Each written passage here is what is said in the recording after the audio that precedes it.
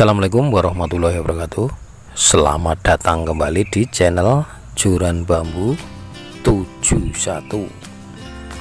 Oke, bagaimana kabarnya teman-teman semuanya, teman-teman Joran Bambu 71? Semoga sehat semua ya, dan juga ikannya juga sehat, dan semoga sukses selalu. Oke, dan juga buat teman yang baru saja menemukan di channel Joran Bambu 71, saya ucapkan selamat datang ya, dan terima kasih atas atensinya. Oke, seperti biasa, tugas harian untuk merawat budidaya ikan ya. Di sini saya baru ada dua jenis ikan ya, pertama lele dan kedua gurami. Tiap hari saya review terus bagaimana perkembangannya ya. Jadi rutin ya, perawatan rutin itu yang dilakukan, terutama adalah pertama kasih pakan itu harus rutin, juga pengawasan air ya. Pengawasan air itu bagaimana, kapan ganti air itu seperti apa ya. Dan tadi sudah saya cek, ada salah satu ember di sini yang harus kita ganti airnya. Itu yang sering cepat kotor itu, di sana ada satu ember ya, ember di lele ya, itu harus dikuras. Oke, kita langsung aja lihat ke sana seperti apa kok harus dikuras ya. Kenapa kok harus dikuras ya, kita lihat aja. Let's go ke lokasi. Nah, ini adalah ember lele yang airnya ini udah, saya kira udah 4 hari ya belum tak kuras, dan ternyata kotor sekali ya, dan udah ada baunya udah agak-agak ada ya, bau gak sedap di sini, dan ini harus kita kuras ya. Dan tata cara mengurasnya adalah, pertama ini biasanya keadaan ini kita temukan di pagi hari ya, pagi hari sebelum jam 9 gitu ya, udah kelihatan baunya itu udah sangat ketara ya. Jadi pertama sebelum kita kuras, yang kita lakukan adalah jangan dikasih makan dulu. Kita biarkan, misalnya yang lain udah kita kasih makan, ini jangan dikasih makan dulu ya, karena memang seperti itu kan. Nanti kalau udah dikasih makan terus kita kuras, pasti makannya cuma akan dimuntahin sama ikannya. Oke, langsung saja ini akan saya kuras ya. Berikutnya saya akan menggunakan ini pompa air akuarium ya, berkekuatan 15 watt saja. Kenapa saya menggunakan ini? Karena di sini adalah akan saya salurkan ke tempat yang aman ya, nggak ngotori di sini. Jadi ini akan saya pakai pompa aja ya, seperti itu, dan lebih pelan-pelan nanti ya. Tak buka dulu.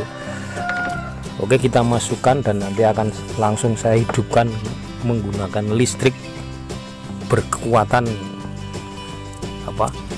cuman memakan setrum 15 watt saja.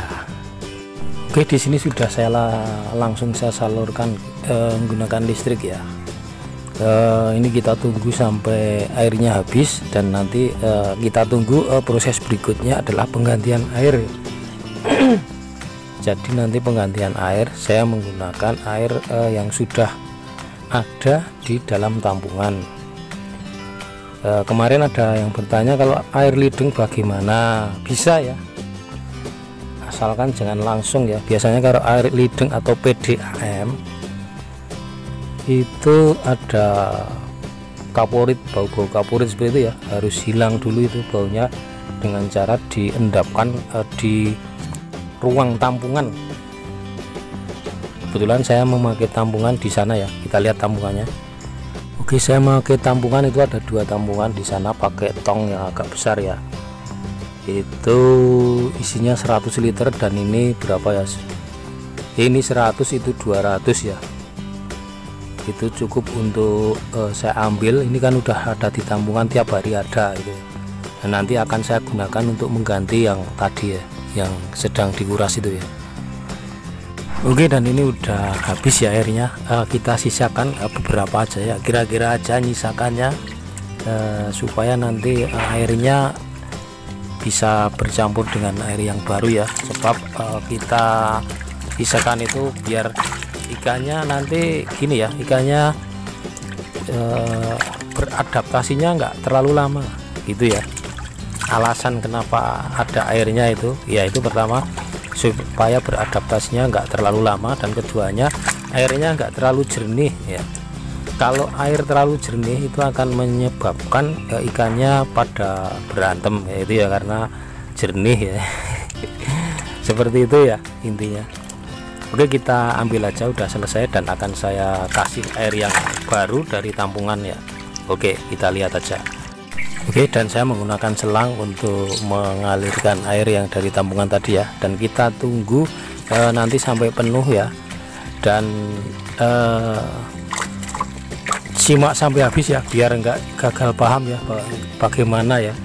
Nanti masih ada proses berikutnya yang lebih penting lagi ya teman-teman ya. Kita tunggu aja ini sampai penuh ya. Jadi pengurasan ini kita lakukan itu nggak berdasarkan jadwal harus seminggu sekali, 3 hari sekali, atau sehari sekali ya. Jadi berdasarkan pengamatan kita tiap hari pada kondisi air ya. Ketika air sudah kotor dan air sudah bau seperti itu ya, ciri-cirinya itu mestinya kita ganti. Jadi cara mengatasi, jadi ini ya sekaligus cara mengatasi air bau bagaimana ya, harus diganti. Terus ikannya nggak mau makan, itu udah lambat makannya, udah nggak rakus itu karena kondisinya udah nggak nyaman. Jadi air juga harus kita cepat-cepat kita ganti seperti itu ya. Jadi sebelum air itu sangat pekat atau sangat kotor itu mestinya kita ganti. Solusinya seperti itu ya. Dan tahapan untuk cara mengganti seperti tadi ya, banyak sekali kemarin teman-teman yang bertanya berapa hari sekali. Itu sudah terjawab di video ini ya. Jadi gantinya itu nggak berjadwal, akan tetapi berdasarkan pengamatan di ember. Ketika airnya udah kotor, nah itu cepat-cepat kita ganti seperti itu teman-teman ya.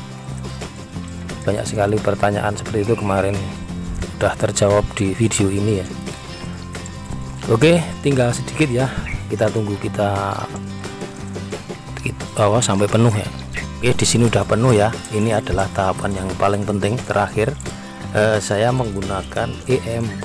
E4 itu adalah efektif mikroorganisme ya, yang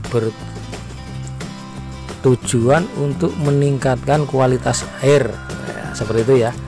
Dan ini udah penuh, udah tak matikan dulu aja.